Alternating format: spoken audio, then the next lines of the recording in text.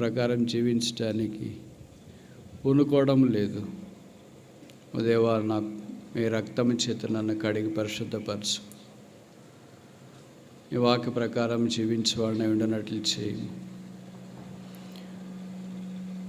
ఈ వాక్య వార్త విన్న తర్వాత యెహోవా యందు భయభక్తులు కలిగి ఉంటానికి పూనుకొనిరైన వాక్యంలో రాసినారు.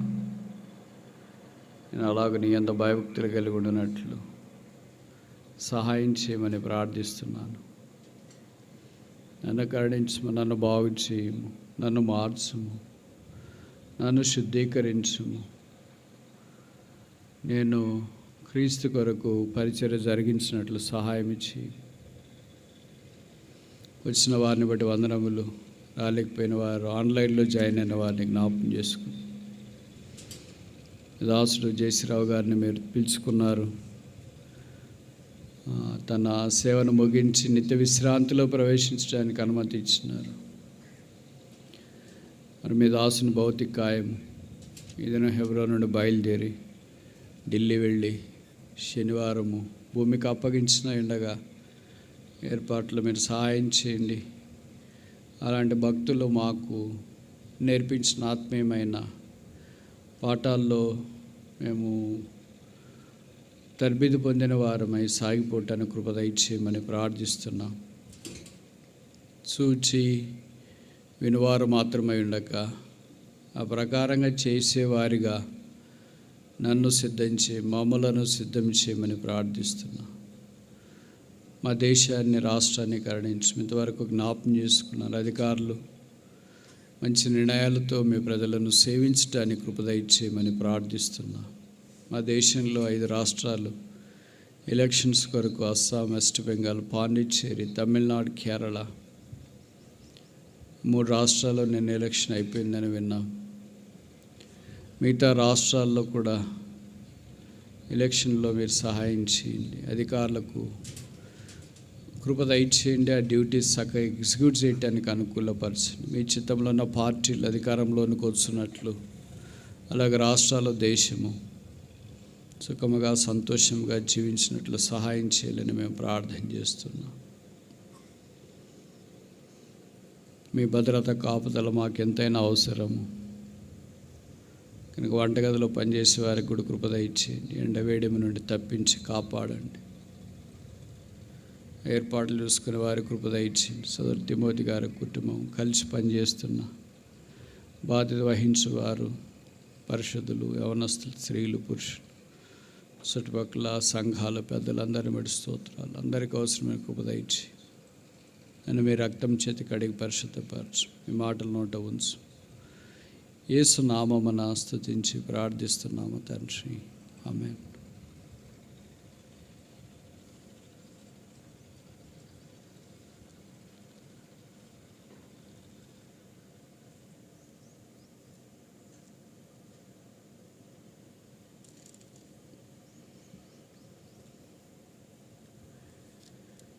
దేవుని ప్రజలైన ఇశ్రాయేలీయులు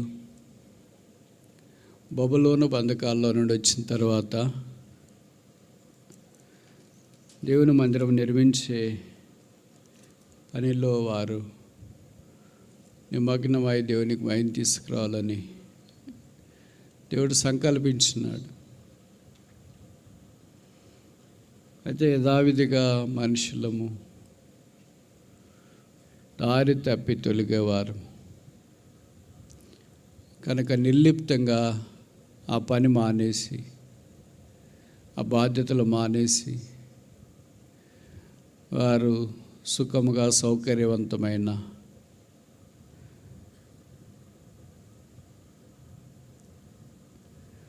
ఇళ్లలో నివసిస్తూ ఇంకా సమయం రాలేదు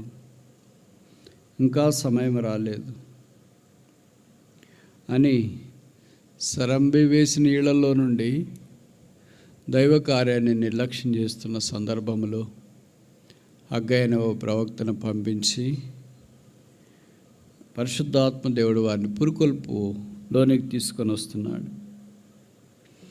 దాని కొరకే మొదటి సెషన్లో హగ్గై ద్వారా ప్రవచించిన 5 వర్తమానాలు మన జ్ఞాపకానికి వచ్చినాయి. ఇప్పుడు రెండవ సెషన్లో నేను చెప్తున్నాను, మీ సంగతి ఏంటి అని దేవుడు వారిని ప్రశ్నిస్తూ, వారికి మరలా బాగుపడటానికి, సమకూర్చబడటానికి, పని చేయటానికి అవకాశం ఇచ్చినట్లు వాక్యంలో చూస్తున్నాం. అందుకే ఓ మాట కనీసం 5 సార్లు తిరిగి ప్రస్తావించబడింది.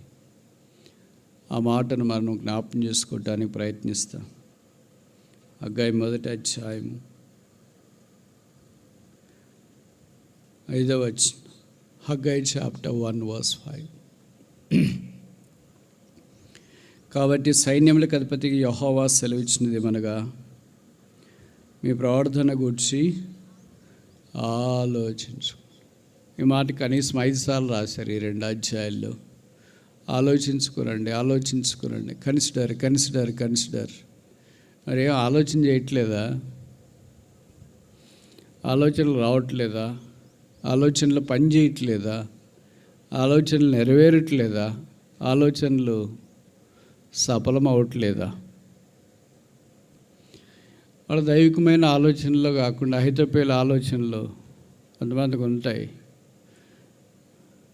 లోకంలో చెప్తారు కదా, మోకాల్లో తెలివి ఉంది వాళ్ళకని. అహితోపేలకు కూడా మోకాల్లో కూడా తెలివి ఉంది అనుకోండి, తలలో మాత్రమే కాకుండా. అందుకనే ఆయన ఏం ఆలోచన చెప్పినా దేవుని యొద్ద నుండి వచ్చినట్లుగా ప్రజలు భావించినారు. అయితే దేవాలోచనలు ఎదుట ఆయన ఆలోచనలు నిలవలేరు. అందుకే అహితోపేల ఆలోచనలు చెడగొట్టబడ్డాయి. కనుక ప్రజలు ఆ దినాల్లో ఈ దినాల్లో అలాగే ఆలోచిస్తున్నారు, దైవికంగా ఆలోచించడం లేదు. అందుకే వారికి ఏం జ్ఞాపకం చేస్తుంది, మీ ప్రవర్తనను గురించి ఆలోచించండి, ఎట్లుంది బతుకు అని. బతుకు ఎందుకు చెడిపోయింది అని అంటే, మనం చెడిపోయాము కనుక. మనం ఎందుకు చెడిపోయామంటే, ప్రభు కొరకు ఆయన చిత్తాన్ని నిరాకరించినాం కనుక. ప్రవర్తన ఎలాగుంటుందంటే, behaviour depends upon what we believe. Believe is absolutely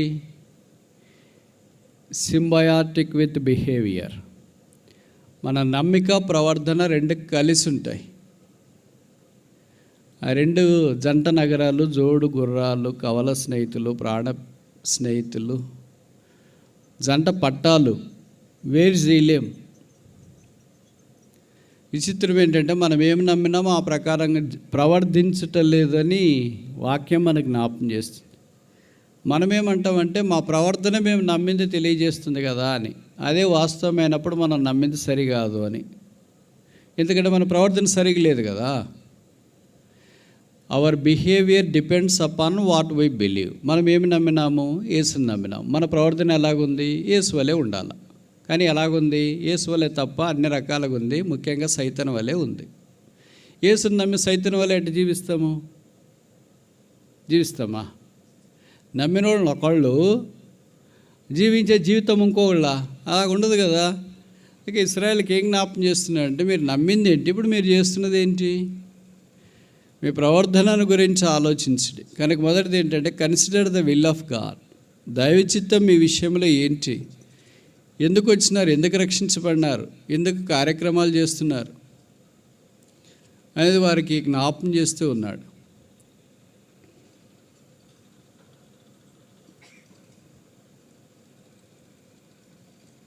ఒక అర్ధగంట ఆపేస్తే నీళ్లు పట్టేది ఏమైనా ఇబ్బందే?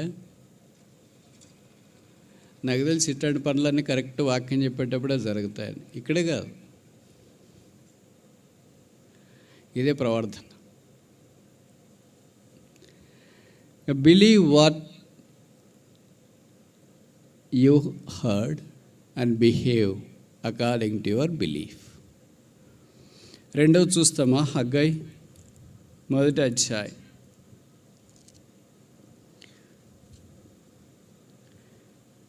7వ వచనం. హగ్గై 1:7. Haggai chapter 1 verse 7. కాగా సైన్యములకు అధిపతిగా యెహోవా సెలవిచ్చినది ఏమనగా, మీ ప్రవర్తనను గురించి ఆలోచించుకోండి. ప్రవర్తన అంటాడేంటి? అన్నిట్లో 5 రకాలైన ప్రవర్తన.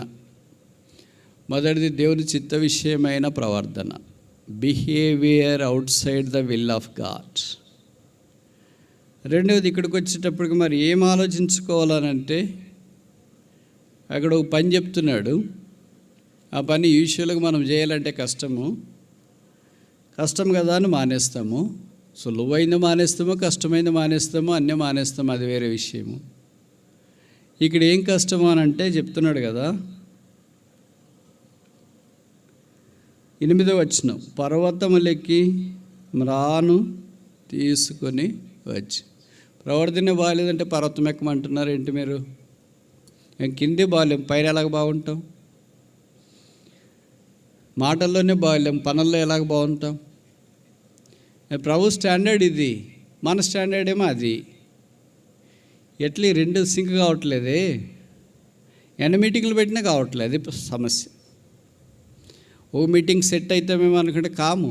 అంత తేలిగ్గా అయ్యే వాళ్ళమైతే ప్రతిసారి మీటింగ్ ఎందుకు పెట్టుకుంటాం? ప్రతి స్థలంలో మీటింగ్లు ఎందుకు పెట్టుకుంటాం?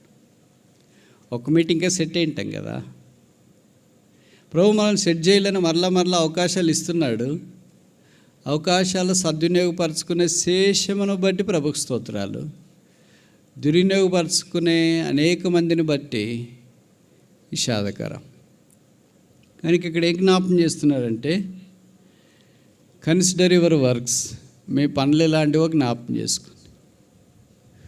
మనం కొండ కింద పని చేస్తే కుదరదు, కొండ మీద, పర్వతం మీద పని చేయాలని కోరబడుతున్నాం. Every believer is warranted to work on the mountain top, not at the foot hills of the mountain. పర్వతం కొండ కింద ఉండి పని చేయాలని ప్రభు మనల్ని కోరట్లేదు. పర్వతం పైన అంటే ఉన్నతమైన స్థలములు, దైవికమైన స్థలములు, 40 పర్వత శిఖరములను భక్సింగ్ గారు పుస్తకం రాశారు కదా. Christian life is a mountain walk.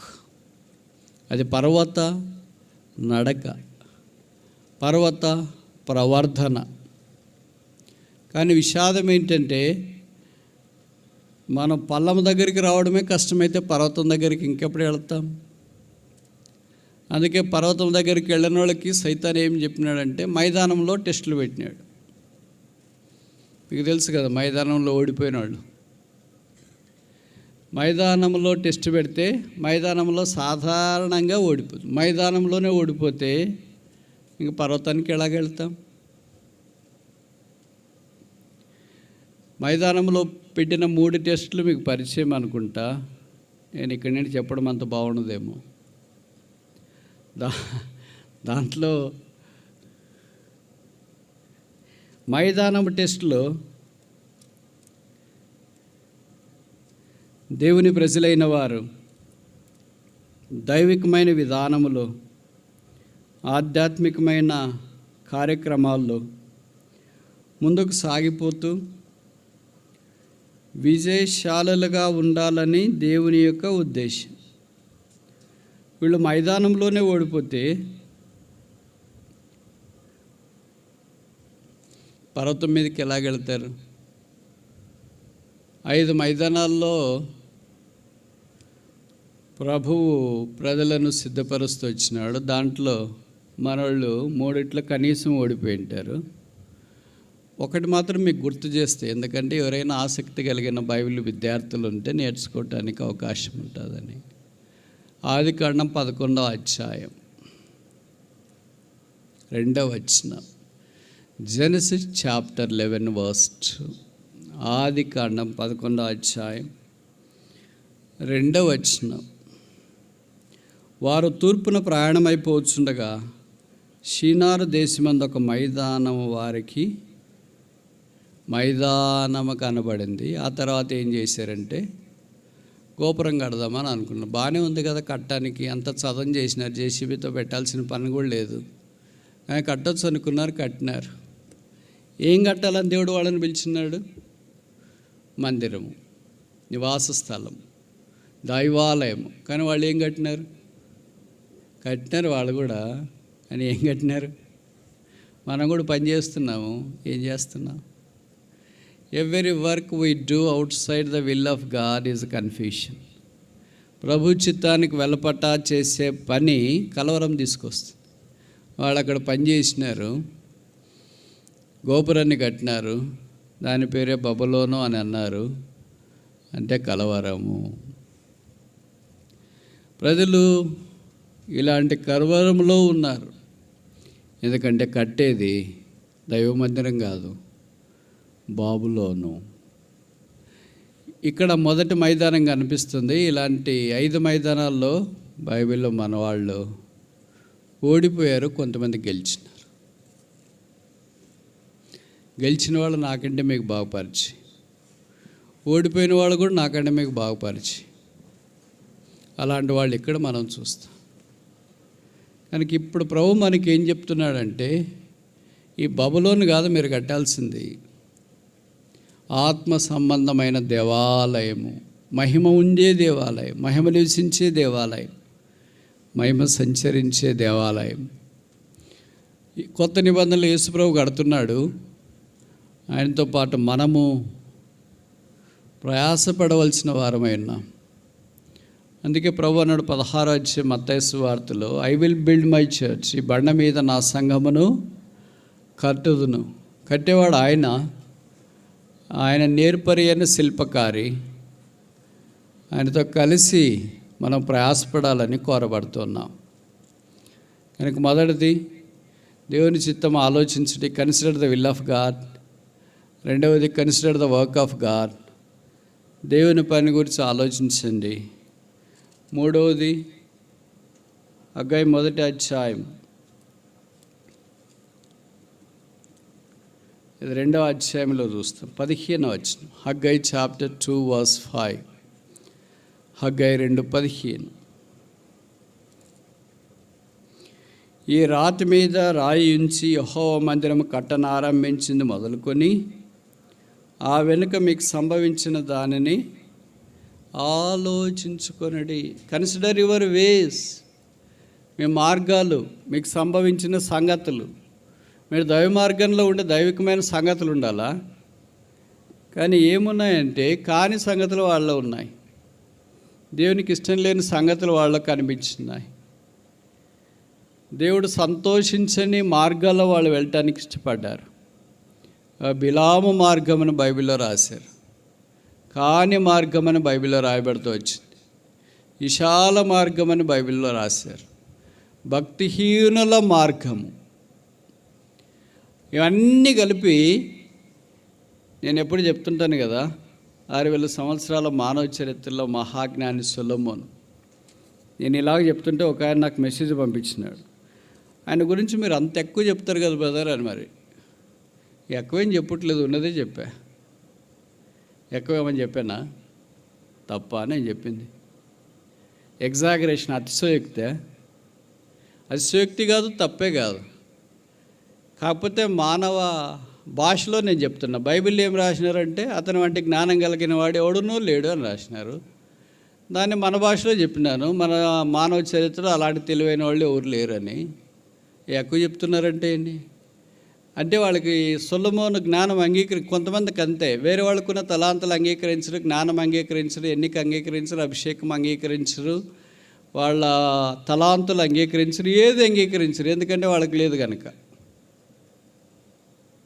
సొలొమోను ఉన్నది అంగీకరించడానికి నీకేం బాధ?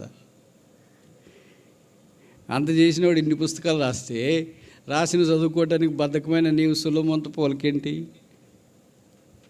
ఏం పోలిక లేదు కదా. ఇదిగో సొలొమోను కంటే గొప్పవాడు ఇక్కడ ఉన్నాడు, ఆయన పేరే యేసుక్రీస్తు ప్రభు. సొలొమోను భూమి మీద మందిరం కట్టాడు, యేసుప్రభు వారు పరలోకంలో మన కొరకు దేవాలయముగా మనల్ని సిద్ధపరచబోతూ ఉన్నాడు. దేవుడు శిల్పి నిర్మాణకుడు పునాదులు గల ఆ పట్టణాన్ని మన కొరకు తయారు చేస్తూ ఉన్నాడు. కనుక సంగతి ఏంటంటే, ఈ మార్గాలన్నీ కలిసి సొలొమోను ఒకే పదంలో రాసినాడు. సామెతల్లో, ఒకని ఎదుట సరైనదిగా కనపడు మార్గము కలదు, అది తుదకు మరణమునకు త్రోవతీను. ఒక మాటను గురించి 5 పాయింట్లు చెప్పాలంటే చెప్పవచ్చు, 5 పాయింట్లు ఒకే మాటలు చెప్పాలంటే కష్టం. సొలొమోను అలాంటోడు. అర్థమైందా మీకు? మేము ఎలాంటి వాళ్ళు అంటే ఆపోజిట్. ఒక మాట మార్గం తీసుకుని 5 మార్గాలు చెప్తాం. శాంతి మార్గము, జీవ మార్గము, నీతి మార్గము, ఇరుకు మార్గము, ఇలాగ మార్గాలు చెప్తాం. ఆయన అట్లా కాదు, అన్ని మార్గాలు తీసుకొని ఒకటే చెప్తాడు. అది కష్టమా, ఇది కష్టమా? మనకి ఏది కష్టం ఉండదు, ఎందుకంటే అది రాదు ఇది రాదు కదా. కనుక ఇవన్నీ తీసుకొని మనిషిని యొక్క మార్గాలన్నీ సొలొమోను సంకలనం చేసి అన్నాడు, ఇది మనిషిని ఎదుట కనపడు మార్గం, the way of a man and it's end is death, దాని అంతం మరణం. కనుక మనుషుడు ఆలోచించే దైవ మార్గాలు అవి మరణమునకు త్రోవ తీస్తాయి. అయితే దేవుని మార్గం బైబిల్లో రాశారు కదా, as for his way is perfect, దేవాని మార్గము యథార్థమైనది. ఇంకా ఆయన మార్గాల్లో ఉండి వాటిని గురించి ఆలోచించాలని కోరబడుతుంది. మార్గము తప్పిట్టు మనందరికి ఒకటే పేరు, రోమాపత్రికలో పౌలు రాసింది, అందరూ త్రోవ తప్పి ఏమయ్యారంట, ఏకముగా తెలియగలిగిన వాళ్ళు అయ్యారంట. ఇక బైబిల్లో రాసిన పదాలు అక్షరానుసారంగా నిజంగా మైండ్ పెట్టి చదివితే మనకు మైండ్ పోద్ది ఉంటే. లేదు కనుక మనమేమంటే పనికిమాలిన వాళ్ళు అయినంటే మన వాళ్ళు కాదు, ఎవరినో రాసినారు అనుకుంటా, అది మనకే రాసిండేది. త్రోవ తప్పి ఏకముగా పనికిమాలిన వారైరి. ఎవడన్నా పనికిమాలిన వారై ఒప్పుకుంటారా? బైబిల్లో రాశారు. త్రోవ తప్పిన వాళ్ళు ఎవరు? త్రోవ తప్పిన వాళ్ళు ఎవరు? ఇదన్నా చెప్పండి.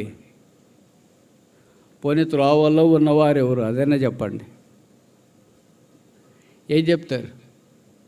త్రోవ తప్పిన వాళ్ళు ఎవరనేది చెప్తారా? త్రోవలో ఉన్న వాళ్ళు ఎవరనేది చెప్తారా? త్రోవ తప్పిన వాళ్ళు పనికి మాలిన వారు, త్రోవలో ఉన్నవాళ్ళు పనికి వచ్చేవాళ్ళు. ఎవరా త్రోవ? యోహాను 14:6 యేసుప్రభు అన్నాడు, నేనే త్రోవ, ఐ యామ్ ద వే. యేసును తప్పి తిరిగే వాళ్ళందరూ అదే కేటగిరీ అని బైబిల్ మనకు సెలవిస్తుంది. కనుక మనం అలాంటి దుస్థితిలో ఉండకుండా యేసు అనే మార్గం, ఆ మార్గంలో వెళ్ళేది అందరూ వెళ్ళలేరు. ఉదాహరణకి ఆదికాండం 28 యాకోబు కలగని ఓ నిచ్చెన చూశాడు. నిచ్చెన మీద దారిమిడి వాళ్ళంతా ఎక్కలేరు, దయ్యాలన్నీ ఎక్కలేవు. ఆ నిచ్చెన ఎవరు ఎక్కుతారు? మీ బైబిల్ ఏం రాశారు? దేవదూతలు ఎక్కుచు దయ్యాలు ఎక్కుచూ దిగుచుండనని రాయలేదు, ఎందుకంటే దయ్యాలు అక్కడికి రావు. మనుషులు ఎక్కుచూ దిగుచుండనని రాయలేదు. అంటే దైవాత్మ సంభూతులుగా దైవ మార్గంలో ఉండాలి. ఆ నిచ్చెనే మార్గం, ఆ నిచ్చెనే యేసు. ఆ నిచ్చెనైన యేసు మార్గాన్ని అనుసరించుట ఆధ్యాత్మిక ఆత్మ సంబంధమైన మందిరముగా కట్టబడట్లో బాగా. అందుకే ఆ స్థలమునకు యాకోబు దేవుని మందిరం అని పేరు పెట్టాను. దేవుని మందిరంలో నిచ్చెన ఉంది, మార్గం ఉంది. మన మార్గం కాదు అది, యేసు మార్గం, శాంతి మార్గం, నీతి మార్గం, జీవ మార్గం, యథార్థ మార్గం, ఆనంద మార్గం. ఏ మార్గం? త్రోవ తప్పిన తిరిగిన వాళ్ళకి మార్గం అంటేనే తెలియని వాళ్ళకి ఇంక ఏ మార్గం తెలుస్తుంది? అందుకే ఇప్పుడు 3 రకాలుగా ఆలోచన గురించి ఈ ప్రవక్త మనకు జ్ఞాపకం చేస్తూ ఉన్నాడు. మొదటిది, consider the will of God, దేవుని చిత్తాన్ని గురించి ఆలోచించండి. రెండవది, consider the work of God, దేవుని పనిని గురించి ఆలోచించండి. మూడవది, consider the way of God, దేవుని మార్గమును గురించి ఆలోచించండి.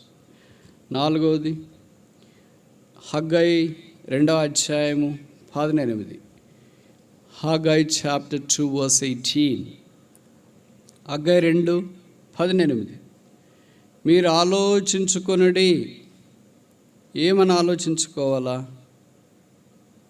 అనంటే, దేవుని యొక్క మందిరావడానికి సంబంధించిన సంగతుల్లో ఇలాగ మీరు తప్పిపోయారు, దాని గురించి మీరు ఆలోచించుకోనండి. దీనికి మనం ఒక పేరు పెడదామా? Consider the word of God.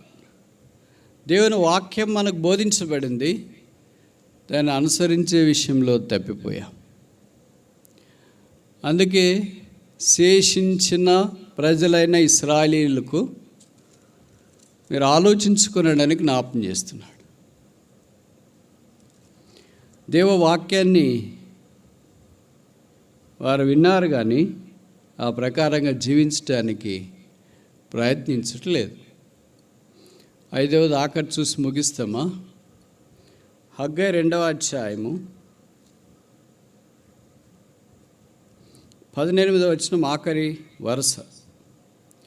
Haggai chapter 2 verse 18 last part. అనగా యెహోవా మందిరపు పునాది వేసిన నాటి నుండి మీకు సంభవించిన దానిని గురించి ఆలోచించుకొనుడి. Consider your wealth. మీకున్న సంపద ఆలోచించుకోండి. అప్పుడెలాగుంది? కొట్లలో ధాన్యం ఉంది, ద్రాక్ష చెట్లు ఫలించినాయి, అంజూరపు చెట్లు, దానిమ్మ చెట్లు, ఒలివల చెట్లు ఫలించినాయి. ఇప్పుడేమైంది? కొట్లలో ధాన్యం లేదు, ద్రాక్ష చెట్లు ఫలించడం లేదు, అంజూరపు చెట్లు కాయలు కాయడం లేదు, దానిమ్మ చెట్లు ఫలం ఇవ్వట్లేదు, ఒలివ చెట్లు ఒలివ పండు ఇవ్వట్లేదు. ఈ 4 రకాలైన చెట్లు 4 ఆధ్యాత్మికమైన పాఠాలు మనకు జ్ఞాపకం చేస్తుంది. కానీ ఇప్పుడేం చూడట్లేదు, ఎందుకంటే మీకు ఎండ ఎక్కువైంది, ఇబ్బంది పడతారు కదా. అన్నిటి కలిసి ఒకే పేరు పెడదాం, ఫలం. అదే మన సంపద. మన సంపద ఇదే అంటే మీకు ఆశ్చర్యం కలుగుతుంది కదా. సంపద అంటే ఏదో లోకపరమైన ఆస్తులు, తర్వాత బంగారము, ఇవన్నీ మనం సంపద అని అనుకుంటాం. కానీ ఇక్కడ ఆత్మఫలం గలితీ 5లో చెప్పబడింది కదా. ఆత్మఫలం ఏమనగా ప్రేమ, సంతోషం, సమాధానం, దీర్ఘశాంతం, దయాళత్వం, మంచితనం, ఆశ. కనుక ఈ ఫలానికి ఉన్న మిగతా బై ప్రోడక్ట్స్ 9 మనకు కనిపిస్తాయి. అవి ఉన్నాయా? ఆలోచించుకోండి. That is your wealth. అదే మీ సంపద అని తెలియజేస్తున్నా. మన కొట్లలో అవి తప్ప మిగతావన్నీ ఉంటాయి. మిగతా అన్నీ ఏమున్నాయి? ధాన్యం ఉంటే ఏమొస్తాయి? ఎలకలు వస్తాయి, పందికొక్కలు వస్తాయి. పండ్లుంటే ఏమొస్తాయి? ఉడతలు వస్తాయి, చిలకలు వస్తాయి. ఇప్పుడు మన దగ్గర ధాన్యం ఉందా? పండ్లు ఉన్నాయా? ఏమున్నాయి? నాకు తెలిసి ఏమి లేదనుకుంటా. ఏమి లేకుండా వాటి చెట్టు ఉంటే ఎవరు వస్తారు? నరకటానికి అక్రమకారులు వస్తారు. ఇక కర్ర నరికి తీసుకెళ్ళి దాన్ని అమ్ముకొని బతకాలనుకునే వాళ్ళు వస్తారు. కనుక ప్రభు కొరకు ఆధ్యాత్మిక వలయంలో మన ఆత్మ సంబంధమైన జీవితము, ఆత్మ సంబంధమైన సంపద మీద ఆధారపడి ఉండాలి. కానీ ఇదే ప్రేమ, ఇదే శాంతి, ఇదే దయాళత్వం ఇవే మనకు లేకపోతే మనం ఆత్మ సంబంధమైన మందిరంకి ఎలా కట్టబడతాం? మనం ఆత్మ సంబంధమైన మందిరంగా కట్టబడకపోతే దేవుని యొక్క మహిమ ఎలాగ దిగి వస్తుంది? దేవుని మహిమ రాలేదంటే కారణం ఏంటి? మనం ఆత్మీయంగా కట్టబడట్లేదు. ఆత్మీయంగా ఎందుకు కట్టబడట్లేదంటే మనం ఆత్మ సంబంధమైన సొలొమోను దగ్గరికి రావట్లేదు. ఆత్మ సంబంధమైన సొలొమోను పరలోకపు యేసు ప్రభువే అని మనకు ఎరుగు. ఇదిగో సొలొమోను కంటే గొప్పవాడు ఇక్కడ ఉన్నాడని ప్రభు సెలవిచ్చినాడు. సొలొమోను కట్టిన దేవాలయం చాలా బాగుంది అని అంతా అబ్బురపడిపోతుంటే యేసు ప్రభు అన్నాడు, ఇదిగో దేవాలయం కంటే గొప్పవాడు ఇక్కడ ఉన్నాడు. There is nothing apart from Christ which is considered to be greater. ఈ లోకంలో గొప్పది అని యేసు ప్రభు కంటే చెప్పబడేది ఏదీ లేదు. Christ is the great of the greatest, greater of the greatest. గొప్పవాటి కంటే గొప్పవాడు యేసుక్రీస్తు ప్రభువే. ఆ క్రైస్తుని గురించి నేను ఆలోచించకపోతే, నేను నమ్మకపోతే, ఆ ప్రకారం నేను ప్రవర్తించకపోతే నేను ఆత్మ సంబంధమైన మందిరముగా కట్టబడలేను. అప్పుడు కట్టబడకపోతే నా ద్వారా దేవునికి మహిమ లేదు. ఇప్పుడు 5 విషయాలు చూసిన. మొదటిది ఏంటి? Consider is will. ఆయన చిత్తాన్ని గురించి ఆలోచించండి. రెండవది ఏంటి? కన్సిడర్ ఈజ్ వర్క్, ఆయన పనిని గురించి ఆలోచించండి. మూడవది ఏంటి? కన్సిడర్ హిజ్ వేస్, ఆయన మార్గమును గురించి ఆలోచించండి. నాలుగవది కన్సిడర్ హిజ్ వర్డ్, ఆయన వాక్యాన్ని గురించి ఆలోచించండి. ఆఖరిది కన్సిడర్ హిజ్ వెల్త్, ఆయన సంపదను గురించి ఆలోచించండి. అందుకే మలాకి 3:10 ఆయన అన్నాడు, నా మందిరంలో ఆహారం ఉండునట్లు మీరు 10వ భాగం తీసుకుని వస్తే ఆకాశపు వాకెండ్లను విప్పి. బైబిల్ ఇది ఒకసారే ఆకాశానికి వాకెండ్లు ఉన్నాయని రాసిండేది. ఆకాశానికి ఏముంటాయి అంటాం మనం తెలుగులో. అప్పుడప్పుడు సామెత బాధించి కుండపోత వర్షం పడుతుంటే కూడా పాతకాలం వాళ్ళు చెప్తారు, ఆకాశానికి చిల్లులు పడినట్లున్నాయి, కురిసిపోతుంది వర్షం అని. చిల్లులు పడితే అంత వర్షం కురిస్తే తలుపులు ఉంటే ఇంకెంత. అదే మలాకి జ్ఞాపం చేస్తున్నాడు. ప్రభు తలుపులు తెరిచి, కిటికీలు తెరిచి, ఈ ఓపెన్స్ ద విండోస్, మనకు కుమ్మరిస్తానని అంటున్నాడు. మన సంపద యేసు ప్రభువే. ఆ యేసు ప్రభు అనే సంపదను మనం కలిగి ఉన్నప్పుడు ఆధ్యాత్మిక మహిమ మన హృదయంలో, మన ప్రవర్తనలో, మన ఆలోచనలో, మన జీవితంలో వెదజల్లబడుతుంది. అప్పుడు దేవుని మందిరం యొక్క మహిమ మన ద్వారా లోకము చూస్తుంది. ఎందుకంటే లోకానికి మహిమ లేదు. బైబిల్లో రాయబడింది, మునుపు మీరు నిర్దేవులై ఉంటిరి, వాగ్దానం లేని వారై ఉంటిరి, మహిమ లేని వారై ఉంటిరి.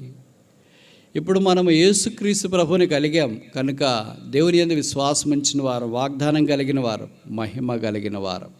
Christ the hope of glory, కొలస్సీ 1:27. యేసుక్రీస్తే మహిమా నిరీక్షణ అయి ఉన్నాడు. ఆ యేసు నిరీక్షణను మనము జ్ఞాపకం చేసుకుంటూ ఆత్మ సంబంధమైన మందిరంగా, వ్యక్తిగతంగా, కుటుంబముగా, స్థానిక సంఘంగా కట్టబడుతూ దేవుడు దేనికి శిల్పి నిర్మాణకుడై ఉన్నాడో ఆ పట్టడం కొరకు మనం ఎదురు చూస్తూ యాత్రను కొనసాగించాలని జ్ఞాపకం చేయబడుతున్నాం. మీరు దీనిని గురించి ఆలోచించండి.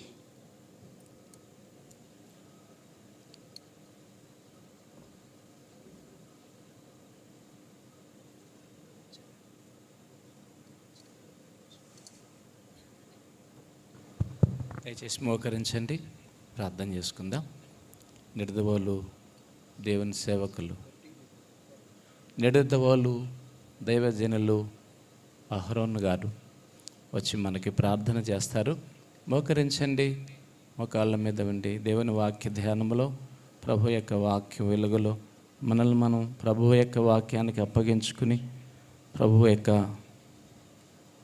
ఆశీర్వాదముల ఆదరణ పొందుట కొరకు హెచ్చరికకు లోబడి క్షమాపణ కోరుకుని ఆయన పాద సన్నిధికి ఆయన కోరిన చిత్తము కొరకై సమర్పించుకుందాం. క్షమాపణ కోరుకుని చిత్తములో సాగిపోవడానికి అభిషేకమును కోరుకుని ముందుకు సాగి వెళదాం. అప్పుడు దేవుని మందిరాన్ని మహిమతో నింపడానికి మనము కూడా ఒక సాధనం అవుతాం. ప్రార్థన.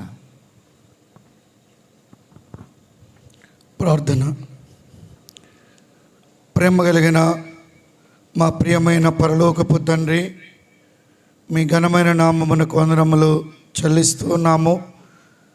ఈ దినము కొరకై కొన్ని దినాలుగా చేసిన ప్రార్థనలు మీరు ఆలకించి ఈ యొక్క విద్యాధరపురంలో ప్రభు యొక్క గుంటూరు ప్రాంతంలో ప్రభు రాత్రి నుంచి ప్రారంభించబడిన ఈ ప్రత్యేక కూడికలను బట్టి వందనములు.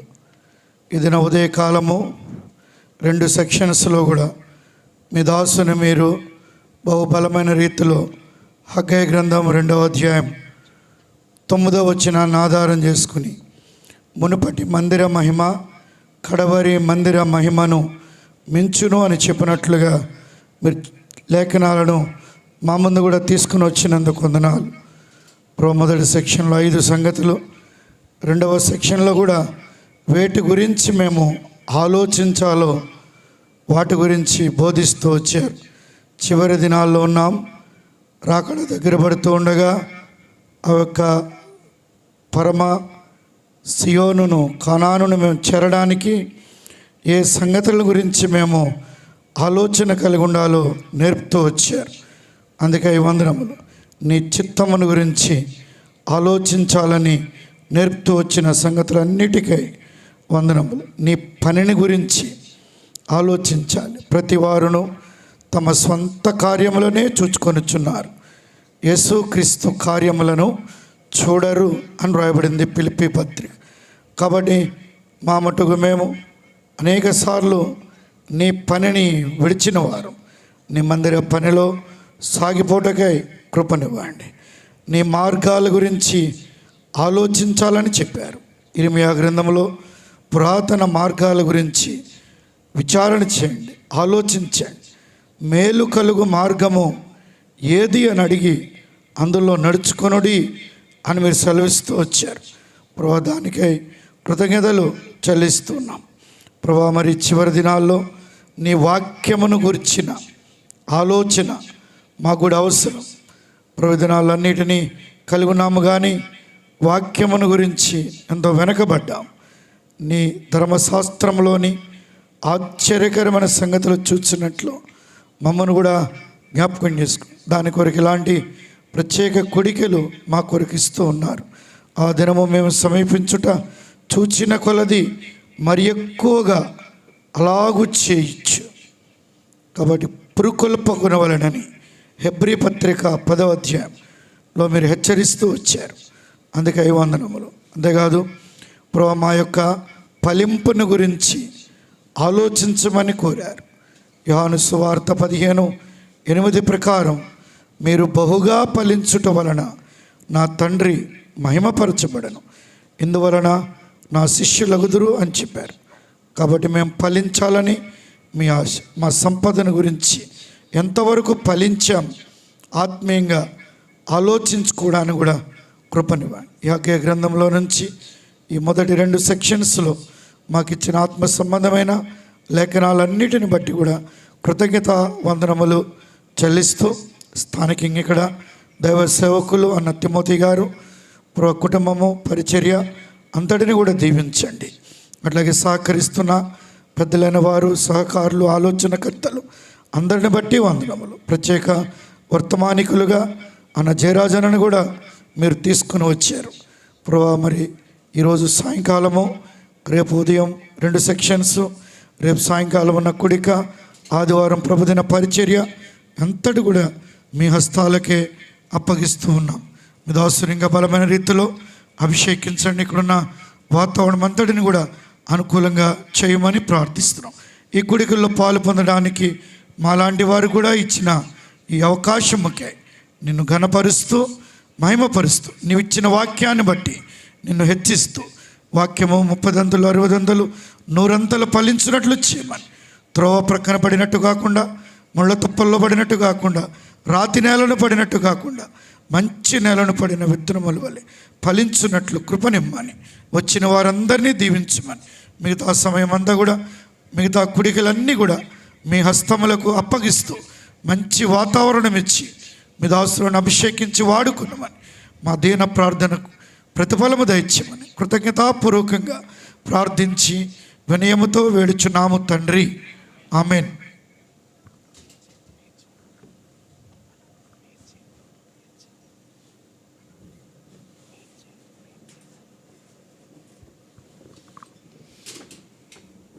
దేవుని దయ వలన ఈ యొక్క ప్రభు అయిన దేవుని ఆహ్వానానికి మీరు లోబడి రాగలిగిన బిడ్డలు, సేవకులు, దైవ బాధ్యత కలిగిన సహోదరులు, సంఘమంతటిని బట్టి మేము ఈ స్థలాల నుంచి రాగలిగినందుకే వందనస్తులుంటున్నాం. ఇంకా రాత్రి కాలం వచ్చేవారి కొరకు, రేపటి బైబిల్ పట్టణానికి వచ్చేవారి కొరకు, రేపు రాత్రి కొరకు, ఆరాధన దినం రాత్రి కొరకు మీ ప్రార్థనలు భారంతో కోరుతూ ఉంటున్నాం. ప్రత్యేకంగా మీ కొరకు సిస్టర్స్కి ఆ యొక్క వెనక భాగంలో మీకు 2 స్టాల్స్ ఏర్పాటు చేయబడ్డాయి. బ్రదర్స్కి వెనక భాగంలో ఒక స్టాల్ ఏర్పాటు చేయబడి ఉన్నది. అక్కడ మనము భోజనానికి మరి తీసుకోవాలని మనం చేస్తుంటున్నాం. ఈ యొక్క సమయాన్ని తర్వాత కాలకృత్యం తీర్చుకోవడానికి కాస్త భోజనం అనంతరం రెస్ట్ తీసుకురండి. ప్రభుచిత్తమైతే 3:30 గంటలకు 3:30 గంటలకు మరి ఇంకొంచెం 4 కూడా అయిన తర్వాత సిస్టర్స్ మీటింగ్ ఏర్పాటు చేయబడి ఉండేది.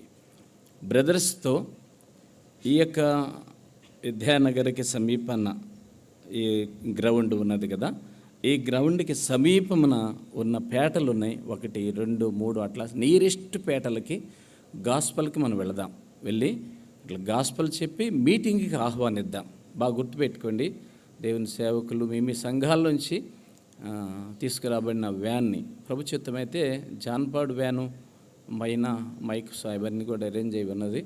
ఇంకా వీలైతే ఉన్న వ్యాన్స్ని ఉపయోగించుకుందాం. నియరెస్ట్ ప్రాంతం, దగ్గర ప్రాంతం, నైట్ మీటింగ్ ఇదిగో మీ ప్రక్కనే ఉన్న గ్రౌండ్లో మీటింగ్ జరుగుతుంది, రండి అని ఆహ్వానిస్తానికి వెళ్దాం. బ్రదర్స్ హెల్ప్ చేయండి. అలాగా వచ్చిన సేవకులు కూడా సహాయపడాలని మనం చేస్తుంటున్నాం. ఆ విధంగా కొద్దిపాటి రెస్ట్ తీసుకోండి సిస్టర్స్, బ్రదర్స్ కూడా. తర్వాత 4 o'clockకి మనం బయలుదేరి మనం ఓపెన్ ఎయిర్కి వెళ్దాం. 4 o'clockకి స్త్రీల మీటింగ్ ఆరంభమైంది. స్థానిక సేవకురాలు వచ్చి 4 కల్లా వచ్చి స్టార్ట్ చేసి ఉన్న బిడ్డలను పాటలకి అట్లా ఉపయోగించుకొని కొనసాగించుకోనండి. ఆశీర్వాద ప్రార్థన తర్వాత మనము పైకి లేద్దాం. స్థానిక సంఘం బ్రదర్స్ ఎవరెవరికైతే ఈ డ్యూటీస్ నియమించబడ్డాయో వారితో పాటు స్వచ్ఛందంగా బయట నుంచి వచ్చిన దేవుని నామమును బట్టి బిడ్డలు కూడా హెల్ప్ చేయండి, సహాయపడండి. బయట వేయాలంటే కాస్త ఇబ్బంది ఉండదు. నైట్ టైము తప్పక మీరు హెల్ప్ఫుల్గా ఉండాలని మనం చేస్తున్నాం. సిస్టర్స్ వైపు 2 స్టాళ్ళు, బ్రదర్స్ వైపు 1. ఆశీర్వాద ప్రార్థన. అన్న కొరకు ప్రార్థన చేయండి, జయరాజన్న గారి కొరకు, ఈ యొక్క దినాలన్నింటిలో వాతావరణం కొరకు ప్రభు సన్నిధి దైవదాసునికి తోడుగా ఉండి మనందరికీ క్షేమం కొరకు బలపరిచి వాడబడినట్లు.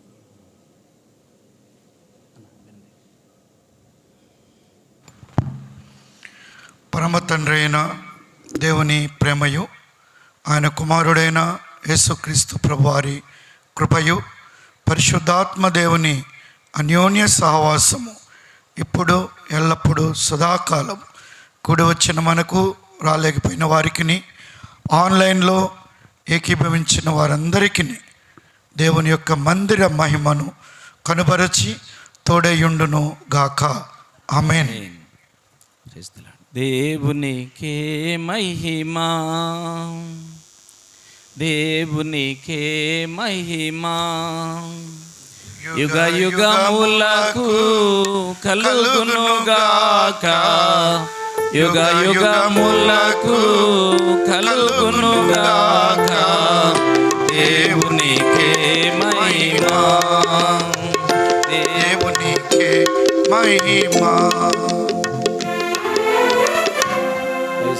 Praise the lord.